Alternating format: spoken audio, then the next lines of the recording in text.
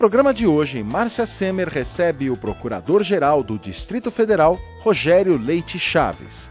Existe alguma peculiaridade no trabalho da Procuradoria na capital federal, em um lugar onde o poder local e o poder central muitas vezes se confundem? Está no ar Argumento, Advocacia Pública em Ação. Rogério, é um prazer recebê-lo aqui no programa Argumento, que é um programa que tem por finalidade apresentar a advocacia pública para a sociedade. Você é Procurador-Geral do Distrito Federal e eu começo te perguntando como é a Procuradoria, como é estruturada a Procuradoria do Distrito Federal, com quantos profissionais você trabalha, enfim, para você tecer um panorama para a gente da Procuradoria aí do Distrito Federal, que o Distrito Federal, enfim, é uma unidade diferenciada da federação, né? Em primeiro lugar, agradecer o convite. Não é a primeira vez que eu venho a São Paulo, convite dos colegas da PESP. E queria dizer o seguinte, eu sou procurador de carreira desde 1993 e fui alçado ao cargo de procurador-geral, juntamente com o início do governo, em 1º de janeiro de 2011. Nossa casa tem 223 procuradores hoje na ativa, porque lá nós somos uma unidade da federação diferenciada, nós temos competência estadual e competência municipal. Então lá nós somos um misto de procurador de estado e também de procurador de município. E a carreira lá é dividida, dividida em 4 áreas, que é a PROPS, que é a Procuradoria de Pessoal, a PROCAD, a Procuradoria Administrativa, a PROFIS, que é a Procuradoria Fiscal, e a PROMAI, que trata de assuntos de meio ambiente.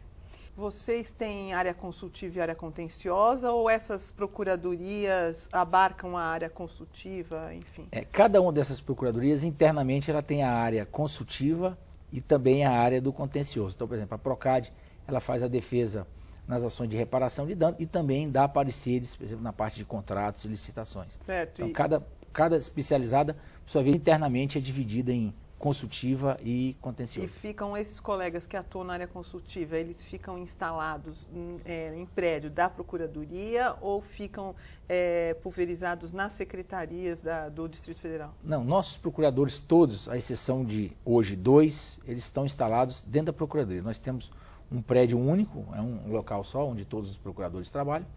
E nós temos hoje um procurador que está requisitado para vice-governadoria, trabalha diretamente com o vice-governador do Distrito Federal, e temos um outro procurador que nós cedemos por um período para trabalhar na Secretaria de Planejamento, para reestruturar essa parte de contrato internamente lá nessa secretaria.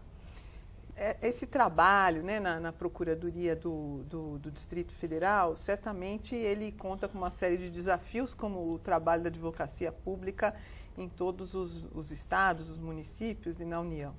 Você tem uma estrutura de trabalho, quer dizer, a Procuradoria, na verdade, não você, do Distrito Federal, tem uma estrutura de trabalho que permite um desenvolvimento adequado de todas as atribuições, ou você precisa de melhorias ainda? Olha, eu já há 18 anos procurador do Estado, não tinha a visão globalizada de toda a Procuradoria, porque eu trabalhei em diversos setores, mas sempre pontualmente. E realmente, como procurador-geral, que a gente começa a ter uma visão do todo. E para mim foi uma surpresa de ver que a Procuradoria do Distrito Federal, embora tenha havido um empenho de vários colegas e de outras gestões, mas a Procuradoria nossa, ela tem uma deficiência de aparelhamento. E eu estive visitando também diversas procuradorias do Estado, como eu dizia há pouco antes do programa, nós já visitamos 10 estados e vimos que vários estados têm problemas muito parecidos. Então a questão do aparelhamento, de estruturas antiquadas, prédios antiquados e falta de espaço, de condições de trabalho do procurador, eu tenho visto que, com raras exceções, é quase um lugar comum. Então, em vários estados, eu verifiquei situações semelhantes a que nós enfrentamos. Até daí também, né, Rogério, essas iniciativas nacionais que nós temos visto de buscar, junto ao Legislativo, instrumentos de custeio da advocacia pública, para que a advocacia pública possa se aparelhar, para que nós tenhamos paridade de armas com os demais litigantes aí contra o Estado, para podermos atuar adequadamente, né? O que eu digo lá em Brasília, sempre para os colegas da Procuradoria, é o seguinte, um Estado, para ser forte, dificilmente ele vai poder ter uma Procuradoria fraca. Então, um Estado forte um Estado atuante, ele depende de uma procuradoria forte. Por quê? Porque nós fazemos um anteparo do Poder Executivo junto ao Tribunal de Contas, junto ao Ministério Público, junto aos demais órgãos de controle e fiscalização. Então, eu entendo que é absolutamente necessário que as procuradorias tenham instalações adequadas, que os procuradores tenham condições de trabalho adequadas para que possam desempenhar corretamente o seu papel, e não foi isso que eu encontrei. Mas essa situação espero modificar durante o prazo que eu ficar à frente da Procuradoria. A propósito disso, você estava me falando, antes de nós iniciarmos aqui, de alguns projetos que está desenvolvendo ou pretende desenvolver na Procuradoria, e um deles que me chamou muita atenção é a questão da organização no setor de cálculos. Enfim, eu queria que você falasse um pouco desses projetos e especificamente desse. É verdade. Olha, o Centro de Cálculos eu verifiquei que era o tendão de Aquiles da Procuradoria do DF. Quando eu ingressei como Procurador-Geral, eu verifiquei que havia apenas 6 servidores para a elaboração de todos os cálculos. Hoje nós estamos fazendo mais de 4.000 cálculos por mês. Houve um número muito grande de RPVs, precatórios e RPVs. O Distrito Federal parou de pagar o RPV, o precatório, em 95 e retornou esse pagamento. Então o número de cálculos cresceu muito por conta desses fatos, e o Centro de Cálculos, o número de servidores ficou estacionado. Então, desde que eu assumi, eram 6 servidores, hoje já temos 14 servidores, eu tenho o objetivo de levar a 25 servidores, temos um problema de espaço, já estamos conseguindo ampliar esses espaços para o CETEC, estamos reformulando internamente, estamos também alterando o próprio procedimento com que o nosso Centro de Cálculos elabora esses cálculos. Hoje, o procurador, simplesmente quando o juiz solicita que as partes se manifestem sobre cálculos, hoje o procurador pega os autos, simplesmente dá um despacho, encaminha no CETEC para analisar os cálculos apresentados pela parte contrária. Nós queremos mudar esse procedimento. Nós queremos que o procurador, nós vamos fazer algumas planilhas, nós vamos fazer alguns modelos de despacho, colocar esses modelos na internet, e o procurador ele vai preencher, ele vai dizer como que ele quer que esses cálculos sejam feitos. Ele vai indicar a data da ação, a data da citação, os juros, o período de correção monetária, se há honorários e etc. Por quê? Porque nós dá os balizamentos principais, né? Porque nós detectamos que mais de 50% do serviço do Centro de Cálculos ele é feito pura e simplesmente para que o contador entenda o que se quer. Então, se o procurador já dá esse despacho, os autos então vão para a contadoria de uma forma muito mais facilitada. Então, isso reduz o trabalho do contador, portanto, ele vai poder trabalhar mais e de forma mais eficiente. Você sabe que esse problema dos cálculos, eu acho que é um dos que você encontrou de forma generalizada na advocacia pública. Eu posso te dar o testemunho daqui de São Paulo, onde nós não temos um setor de cálculos, né? Nós simplesmente temos alguns profissionais credenciados que prestam trabalhos episódicos para a Procuradoria, mas não é um servidor comprometido especificamente com a causa pública, né? O que é um problema. E o que eu tenho dito aí para os colegas da Procuradoria do DF e colegas também da Advocacia Pública de outros estados, eu digo, olha, não adianta você ter os melhores procuradores, os melhores advogados públicos, se na hora dos cálculos você não faz uma apreciação adequada. Então, apenas para dar um exemplo, nós temos uma ação em Brasília, que é uma ação de sindicato, em que a execução foi superior, o sindicato executou o feito, pleiteando um valor superior a R$1 bilhão, R$1 bilhão e 100 milhões. E o nosso Centro de Cálculos se debruçou sobre esse processo e verificou que, na melhor das hipóteses, seria devida apenas a importância de R$8 milhões.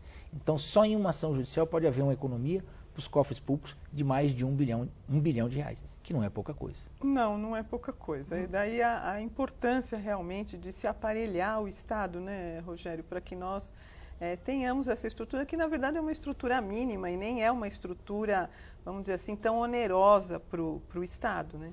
É uma estrutura dentro do contexto de uma Procuradoria de Estado, ainda que você reforce o Centro de Cálculos, ainda é um custo pequeno. E a economia que você faz, por meio de cálculos corretos, a economia é com certeza muito maior do que o dispêndio com o investimento que pode ser feito no setor de cálculos. Então, lá em Brasília, desde o início que eu me tornei Procurador-Geral, eu já detectei esse problema e já modifiquei. Eu já aumentei 140% o número de servidores do Centro de Cálculos. E ainda é pouco.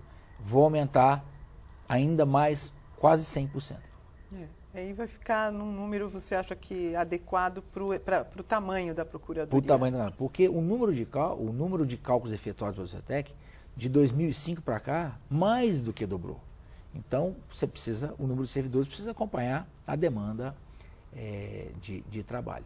Outro aspecto que eu detectei também, Márcio, que eu queria relatar aqui, é a questão da recuperação de crédito. Eu verifiquei que o Distrito Federal e também em outros estados da Federação, o índice de recuperação de crédito tributário é muito baixo. Para cada R$100 de tributo devido e não pago, os estados, e no caso do Distrito Federal, recuperavam por volta de R$1. Isso é muito pouco, é quase nada. Se de 100 você recupera 1, você praticamente não recuperou nada. Então, nós iniciamos estudos para saber como é que nós poderíamos ter esse retorno no recebimento desse crédito. Eu acho isso interessante, por quê? Porque você aumenta a arrecadação do Estado sem apenar o contribuinte, porque você não aumenta o tributo.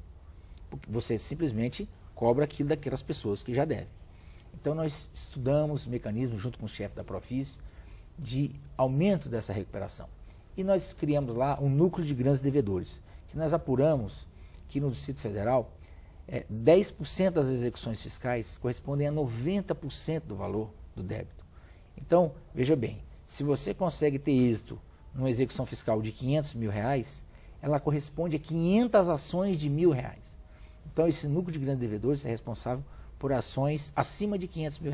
Quanto mais nós otimizarmos o recebimento aí dos tributos devidos, também mais nós vamos inibir a sonegação, né, Rogério? Com certeza, porque o Estado, ele não produz riqueza, ele simplesmente arrecada e distribui, ele não é fonte produtora de riqueza.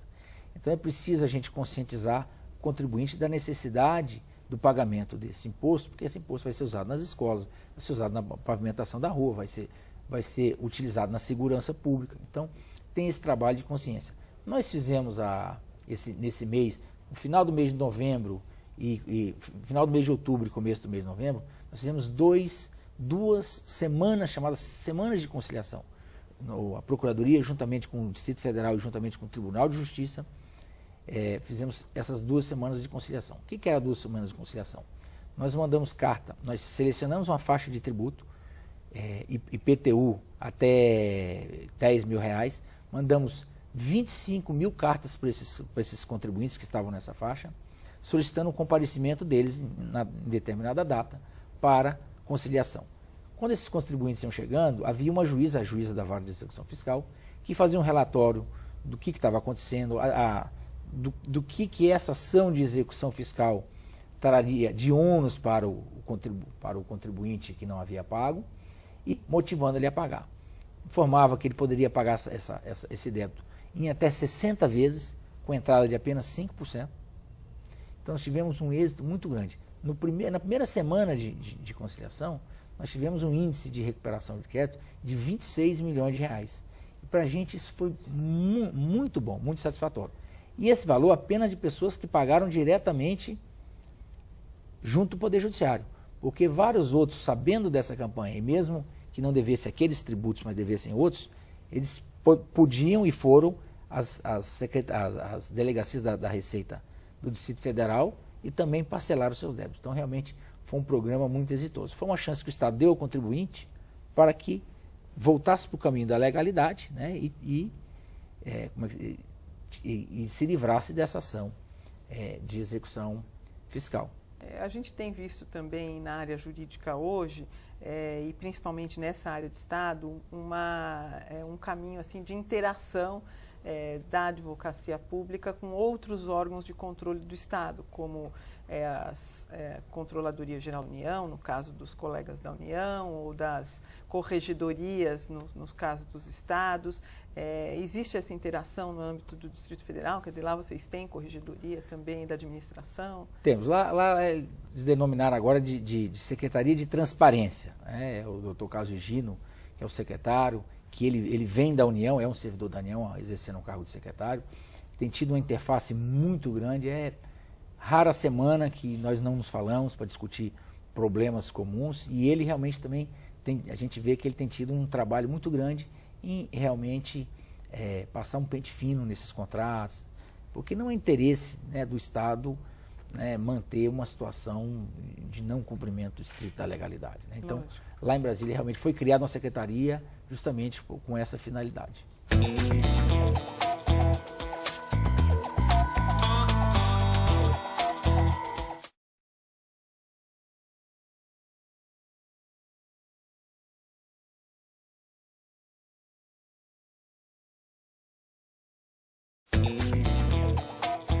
Voltamos a apresentar Argumento, Advocacia Pública em Ação. Rogério, você sabe também que no âmbito da advocacia pública nós temos uma série de demandas. Você já foi conselheiro da Ordem dos Advogados do Brasil e entre as demandas que hoje tramitam no Congresso Nacional, além de algumas que dizem respeito ao custeio, né, da advocacia pública e fontes de custeio, na verdade, para a advocacia pública poder se aparelhar melhor, nós temos proposituras mais institucionais do ponto de vista de auferir maior autonomia às procuradorias, de dar ao procurador garantias que são próprias, por exemplo, dos membros do Ministério Público.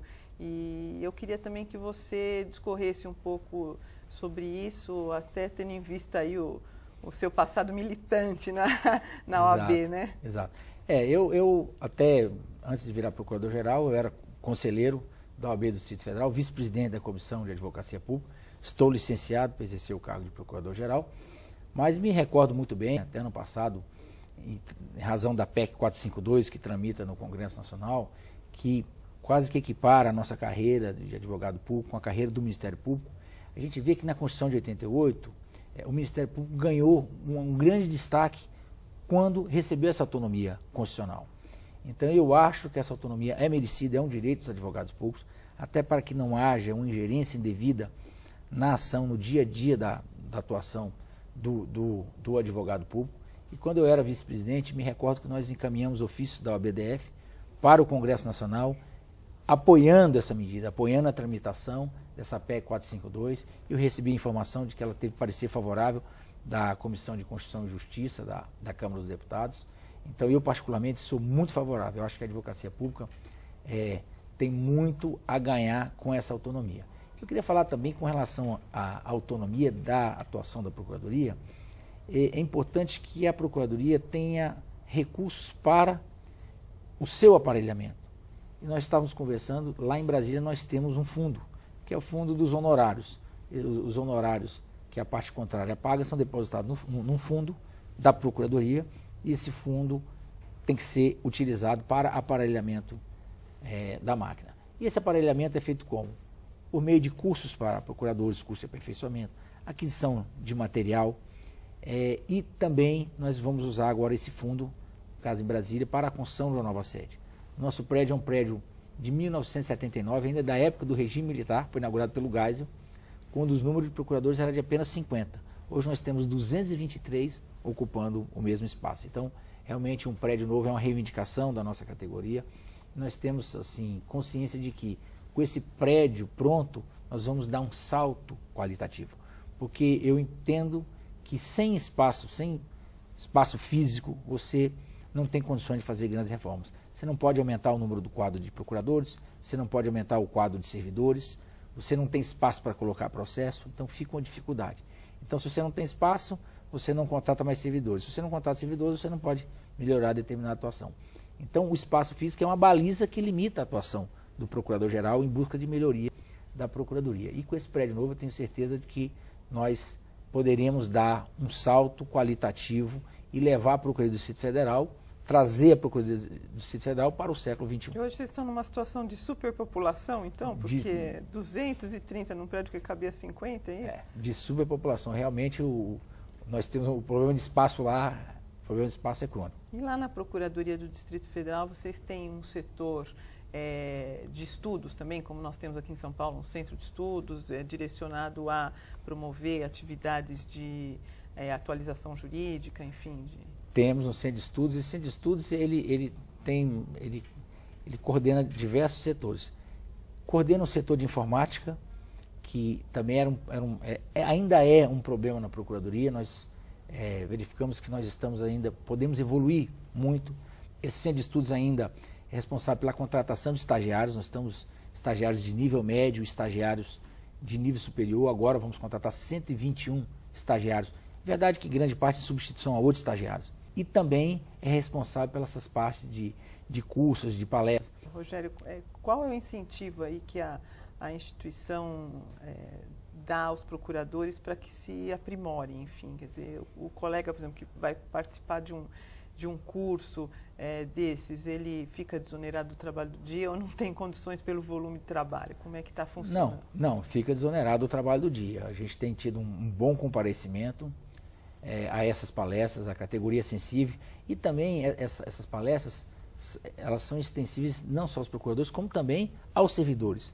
Nós temos servidores de nível superior lá, nós temos nível médio e nível superior, então nós temos diversos advogados, pessoas formadas em direito, que são servidores da Procuradoria e também se interessam, a eles está franqueado o acesso a essas palestras. E além disso também, a Procuradoria tem dado um incentivo a que procuradores façam cursos de especialização mesmo, de mestrado e doutorado. Hoje nós temos procuradores, tem procurador na Espanha, temos procuradores em Portugal, temos uma procuradora que retornou há pouco da Itália. Então a gente entende, eu entendo muito especialmente, que essa parte de pós-graduação é fundamental. A experiência adquirida pelo procurador num curso de pós-graduação, seja no Brasil, seja fora, é muito grande. Ele traz ideias novas, ele traz posicionamentos novos, ele enriquece realmente o entendimento jurídico da casa. Então, assim, todos eles têm meu total incentivo para fazer esse tipo de curso. Rogério, nós estamos terminando o nosso programa, mas eu não gostaria de terminar sem te fazer uma provocação. Mas é uma provocação mesmo. É o seguinte, você está na Procuradoria, está dirigindo a Procuradoria do Distrito Federal, e a Procuradoria do Distrito Federal acabou se notabilizando aí, inclusive aparecendo muito na imprensa, a partir do caso do governador Arruda, que foi afastado, porque, enfim, acabou realizando negócios em desacordo com a orientação jurídica da Procuradoria do Distrito Federal. É difícil trabalhar num ambiente desse, Rogério? Olha, realmente o clima não foi dos melhores no ano passado. Eu não era procurador-geral ainda e nós tivemos, além de tudo, um pedido de intervenção no Supremo Tribunal Federal. Por muito pouco não houve a intervenção da União no Distrito Federal por conta dos desmandos da gestão passada do Poder Executivo. Eu gostaria de esclarecer duas coisas. Em primeiro lugar, a Procuradoria teve um papel decisivo para evitar a intervenção federal. Porque a intervenção é uma coisa que se sabe como se começa, mas não se sabe quando se termina. Em segundo aspecto, queria destacar o seguinte, que embora nós tenhamos tido esse problema com o governador, a Procuradoria do Distrito Federal em nenhum momento foi mencionada em nada. Ao contrário, ficou fora de tudo isso. E no Distrito Federal, até o Ministério Público, eu não sei se você se recorda disso, até o Ministério Público teve problema de relacionamento com o governador, mas a Procuradoria do Distrito Federal não teve nada disso. Ao contrário, todos os pareceres, enquanto o governo observou os pareceres da Procuradoria, não teve qualquer problema. E os problemas que houve decorreram da não observância daquilo que se recomendava nos pareceres da Procuradoria. Então eu achei que foi uma grande vitória da Procuradoria, porque tendo o Distrito Federal passado por uma grande turbulência, nós ficamos ao largo de tudo isso. Muito bem. Rogério, eu quero te agradecer muito a presença aqui, foi um prazer conversar com você, desejar aí que todos os seus projetos à frente da Procuradoria do Distrito Federal possam se realizar contento, agradecer a todos que nos assistiram e convidá-los para que nos acompanhem na próxima semana.